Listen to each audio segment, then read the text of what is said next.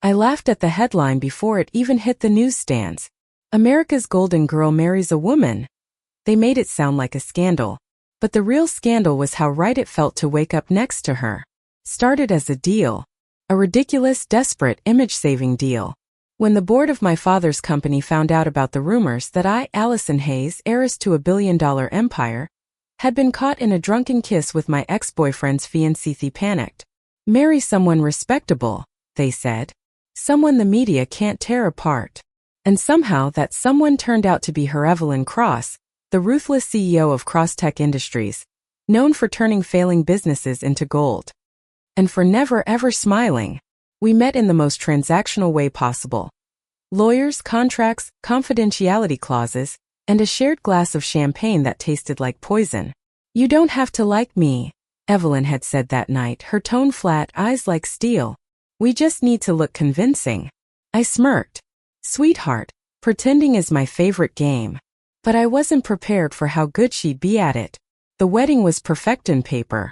A marble hall in downtown Manhattan, white orchids dripping from the ceiling, journalists flashing cameras like a war zone. Every movement choreographed, every smile rehearsed. When she slipped the ring on my finger, her hand trembled. Just slightly. It was the only moment that felt real. That night, in our penthouse suite, she stayed on her side of the bed, reading financial reports as if our marriage was another merger. I lay there staring at the ceiling, hating the silence between us more than the lie itself. But the silence didn't last long. The first crack came on a rainy Tuesday. We'd just returned from a gala, our smiles stiff from hours of pretending. My heels clicked against the marble floor as I muttered, "You should have told the reporters we're happy. You looked like you were being held hostage." Her voice was low but sharp. "I won't fake affection for the sake of your father's company." "Then what the hell are we doing?"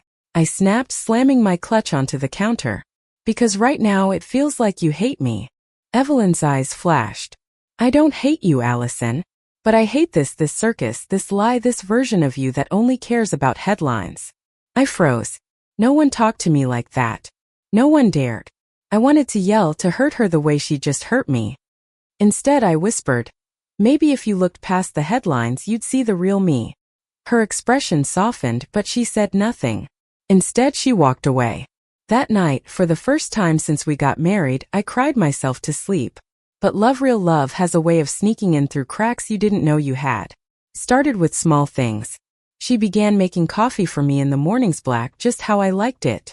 I started staying up late with her while she worked, sketching fashion ideas on napkins while she typed reports. One night she asked about my designs, really asked with curiosity instead of obligation. And when I showed her my sketchbook filled with chaotic lines and half-formed dreams, she looked at me like I was something precious. "This," she murmured, running her finger along the paper, "is you, isn't it? Not the headlines, not the heiress. Just you." I didn't know what to say, so I kissed her.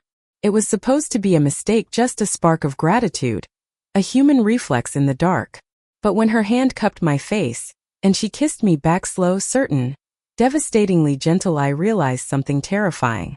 I didn't want this to be fake anymore. The next few weeks blurred into something intoxicating. The fake smiles became real. The hand-holding for cameras turned into secret touches beneath dinner tables. Our arranged marriage felt like the safest, most dangerous thing in the world. But the world doesn't forgive love when it doesn't fit its mold. The first hit piece came 2 months later. Evelyn Cross manipulates her wife into giving up family shares, corporate takeover, or true love? The photos were brutalist laughing on a balcony, wine glasses in hand, cropped to look like deceit. My father called the next day. His voice was cold. "End it, Allison. She's using you. You've embarrassed this family enough." For the first time I didn't obey him. "No," I said, my voice steady. "You forced me into this marriage. But you can't force me to stop loving her." When I told Evelyn what he'd said, she didn't look surprised. Just sad. "Allison," she said softly, "your father's right about one thing. I did need this merger. But somewhere along the way, I stopped caring about the business part." I frowned. "Then what do you care about now?" Her answer was a whisper.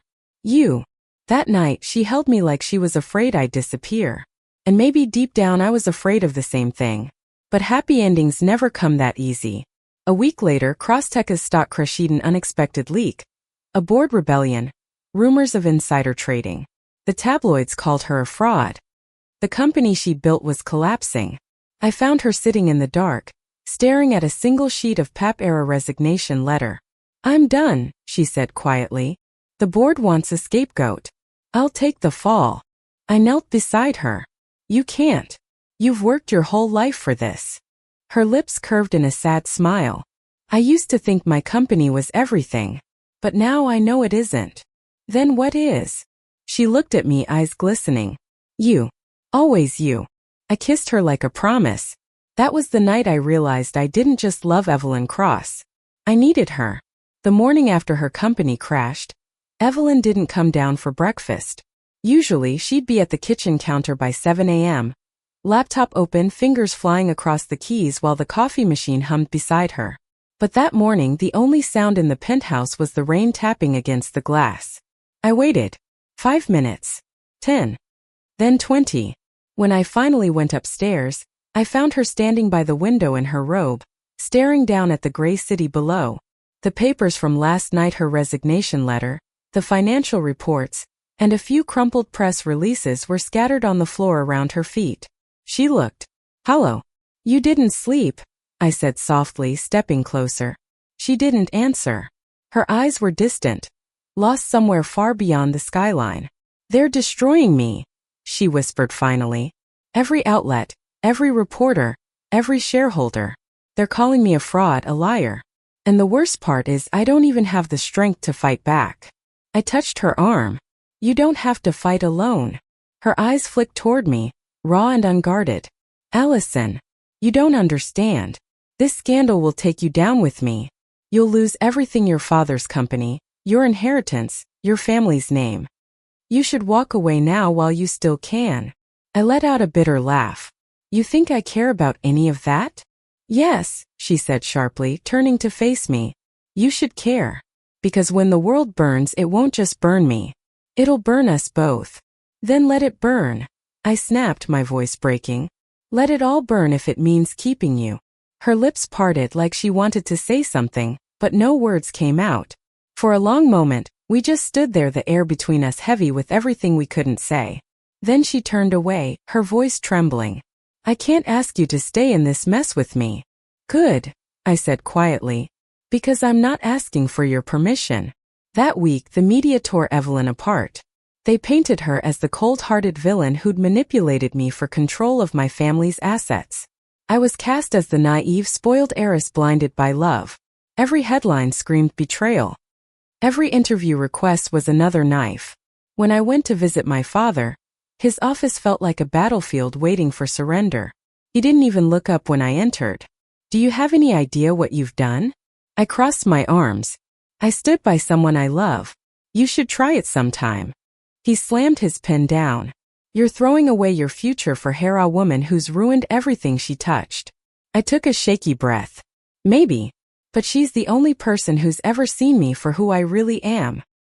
He laughed bitterly. "And who is that, Allison? A lost girl chasing a scandal to feel relevant?"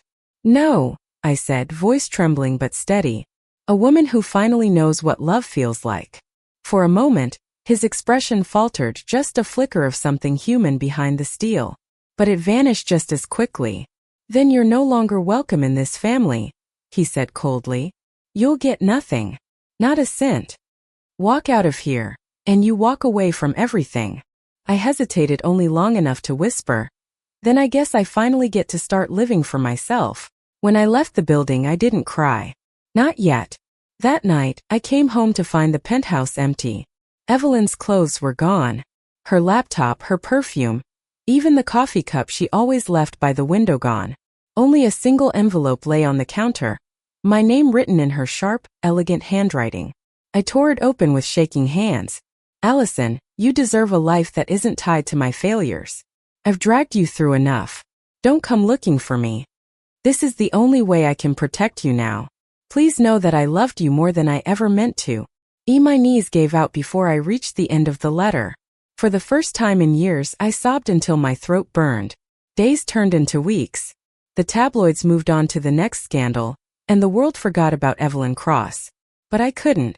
I tried to distract myself attending charity events, pretending to laugh with acquaintances who pitied me, but every song, every city light, every empty side of the bed reminded me of her. I missed the way she'd fall asleep with her glasses still on, the quiet hum she made when she was focused, the way her fingers brushed mine during breakfast like it was an accident when we both knew it wasn't. One night I couldn't take it anymore. I found her address, an old brownstone apartment in Brooklyn that she'd once mentioned buying before the marriage. When I arrived, the rain was pouring, just like the night she told me she loved me. My hair was soaked, my heart pounding as I knocked on the door. Nothing. I knocked again, harder this time. Evelyn. I know you're in there. Silence.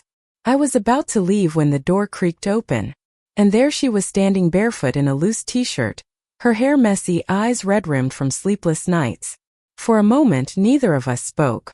Then she whispered, "You shouldn't have come." I stepped closer, trembling. "You left me." Her jaw tightened. "I was protecting you." "Protecting me?" I laughed bitterly. "From what?"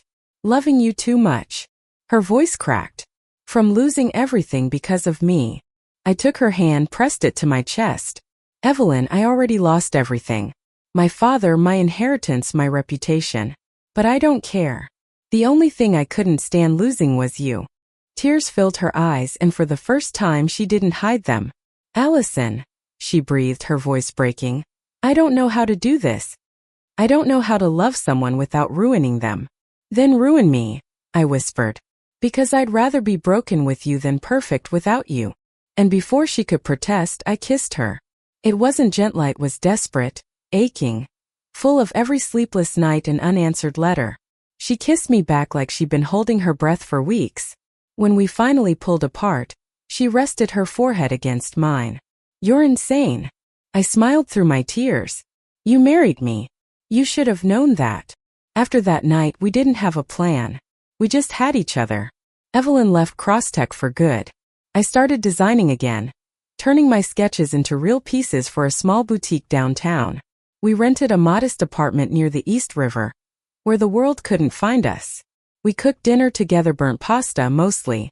We watched old movies on the couch, our legs tangled under a single blanket. We fought, we laughed, we healed. One evening, as the sun dipped below the skyline, she looked at me and said, "Do you ever regret it? Walking away from everything?" I thought about it for a moment, then shook my head. "Not even for a second. Even after everything I cost you?" I smiled. "You didn't cost me anything. You taught me what it means to be free." Her eyes softened and she leaned in to kiss me, slow, tender, unhurried. For the first time, it didn't feel like a secret or a fight. It just felt like home. But peace has a way of testing those who fought for it. One morning, as I was preparing for a gallery presentation of my first full fashion line, I noticed a familiar face at the cafe near our apartment, my father's assistant. He handed me a sealed envelope and walked away without a word. Inside was a letter from my father. "Allison, I was wrong. About her. About you. I saw the photos of your designs in the Times. You've built something real, something that's yours. Maybe she wasn't your ruin after all. Maybe she's the reason you became who you were meant to be. If you ever want to come home, the door's open." I read the letter 3 times, tears blurring the ink. When I showed it to Evelyn, she didn't say anything for a long while. Then she reached across the table and took my hand. "What are you thinking?" I asked softly. She smiled faintly. "That sometimes the hardest thing in the world isn't letting go, it's believing you deserve to hold on." That night, as we stood on the balcony, city lights reflecting in her eyes, I realized something simple but profound. We weren't the scandal anymore. We weren't the heiress and the businesswoman forced into a marriage. We were just us. 2 women who had loved, lost, and somehow found their way back. I wrapped my arms around her from behind, resting my chin on her shoulder. "Do you ever wonder how it all would have turned out if we'd said no to that arrangement?" She chuckled softly. "We probably would have kept pretending we didn't need anyone. Then I'm glad we didn't say no." She turned to face me, eyes glistening. "Me too." The city stretched endlessly below us, full of noise and chaos, but in that moment, it felt like the world had finally gone quiet. Because for the first time we weren't pretending. We were free. We were in love. 6 months later our lives looked nothing like they used to. The marble halls, the flashing cameras, the suffocating expectations, they were all gone. What we had now was smaller, quieter, but more ours than anything had ever been. Our mornings began with sunlight streaming through gauzy curtains, the smell of coffee and paint mingling in the air. My designs had started to gain attention. The fashion line I launched, Hayes X Cross, was named partly as a rebellion, partly as a love letter. Evelyn managed the business side, but not like before. There were no late-night calls or boardroom wars anymore. Instead, she handled contracts in her slippers, hair messy, glasses slightly crooked, murmuring things like, "If we don't charge enough for these dresses, you'll be the most stylish broke artist in New York." And I'd grin from across the room. "Then at least I'll be broke and fabulous." She'd roll her eyes, but I'd catch the smile she tried to hide every time. Our world had shrunk to a 2-bedroom apartment overlooking the East River, but it was a universe all on its own. The second bedroom had become my studio, racks of half-finished gowns, fabric draped over chairs, the scent of thread and perfume blending like poetry. Sometimes I'd look up from a sketch and find her leaning against the doorframe, watching me with that same quiet awe she used to have when we first fell in love. "What?" I'd ask, pretending to be annoyed. "Nothing," she'd say. "Just still getting used to seeing you like this. Happy." And I'd whisper, "That makes 2 of us." But life, as always, has its way of testing whether happiness is built to last. The night of my first solo fashion show arrived like a storm. It was held in a small gallery downtown, a far cry from the grand ballrooms my family used to frequent, but every inch of it pulsed with life. Models floated down the runway wearing designs inspired by freedom, by self-acceptance, by her. Each piece told a story. Soft silk gowns stitched with raw seams, representing imperfection. Tailored suits with delicate embroidery hidden inside the lining, symbolizing the beauty we carry within. When the final model walked, the crowd stood. Applause thundered, flashes burst, and for the first time, it wasn't scandal they were capturing, it was art.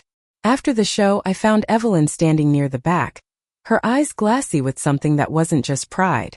"You did it," she whispered when I reached her. I smiled through tears. "We did it." She cupped my face with trembling hands. "You've turned every wound into something beautiful." And I said the truest thing I'd ever known. "You're the reason I healed." Later that night, as we walked home beneath the city lights, I felt something shift inside me, a sense of closure, like I was finally stepping into the version of myself I was meant to be. We stopped at the bridge overlooking the river, the same spot where she'd once told me she didn't know how to love without ruining people. "I want to tell you something," I said, turning to her. She raised an eyebrow. "That sounds dangerous." I laughed softly. "It's not. Not this time." I took her hands in mine. "You once said you didn't know how to love without ruining someone. But the truth is, you didn't ruin me, Evelyn. You remade me. You burned away everything fake until all that was left was something real." Her eyes shimmered. "You always know how to say things that make me cry." "Good," I said, brushing away a tear. "Because I'm not done yet." She laughed quietly through her tears. "Then keep going." "I don't care about the past anymore," I said. "The companies, the money, the headlines, they can have it. I just want this. You. Us. Every messy, beautiful day we get." She leaned in, her breath warm against my skin. "Then that's exactly what we'll have." When she kissed me, it wasn't desperate or stolen. It was slow, steady, certain. A promise sealed in the hum of the city, in the rhythm of the river below. Weeks turned into months, and our little world grew roots. My designs continued to gain recognition. Evelyn started consulting for small, women-owned startups, helping young entrepreneurs build without breaking themselves. She said it was her way of balancing the karma ledger. One evening, she came home later than usual. I was sketching by the window, the soft glow of the city outside spilling over my papers. She set down her bag and said, "I met your father today." I froze. "You? What?" "He came to see me," she said calmly. "At the cafe near the studio." I swallowed hard. "Why?" She hesitated before answering. "To apologize." My pen slipped from my fingers. "You're kidding." "I'm not." He said he watched an interview of yours, the one where you said success wasn't about money but about peace. He told me you sounded just like your mother. My throat tightened. My mother had passed away years ago, long before Evelyn, long before the scandals. He said he never understood what she meant when she talked about living with heart. Until he saw us. I didn't realize I was crying until Evelyn brushed a tear from my cheek. I told him, she whispered, that I never meant to take you from your family. I just wanted to make you feel safe. What did he say? She smiled faintly. He said thank you. For a long time neither of us spoke. Then I threw my arms around her, holding her tight enough to make up for all the lost years. Maybe forgiveness isn't as hard as we thought, I murmured against her shoulder. She kissed my hair. Or maybe love just makes it easier. A year later we bought a small cottage upstate, nothing fancy. Just a quiet place surrounded by trees and open skies. We'd spend weekends there, away from the city, barefoot in the grass, laughing at how domestic we'd become. One morning I woke up to the smell of pancakes and the sound of her humming off-key in the kitchen.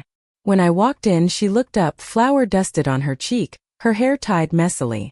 "Good morning, Mrs. Cross," she teased. I smirked. "Still weird hearing you say that." She grinned. "Still love saying it." We ate breakfast by the window, sunlight spilling across the table, the world quiet except for birds and our laughter. "Do you ever miss it?" I asked suddenly. "The chaos, the boardrooms, the spotlight?" She thought for a moment, then shook her head. "Not once. I used to think power was everything. But now waking up next to you feels like the only kind of power I ever wanted." I reached for her hand. "You know, you could still go back if you wanted. People respect you again." She smiled, squeezing my fingers. "I don't need them to. I've got you." And somehow that was enough. One evening, months later, I was invited to give a speech at a women's leadership summit. I was nervous. Public speaking had never been my thing, but Evelyn insisted on coming. As I stepped onto the stage, I looked out at the audience.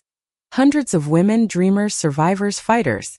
And in the front row, Evelyn smiling, eyes full of pride. I took a deep breath and began. When I was younger, I thought success was about perfection, about fitting into the mold people created for me. But life has a funny way of breaking you open until you see what really matters. I used to think I was saving my reputation when I agreed to a marriage that wasn't real.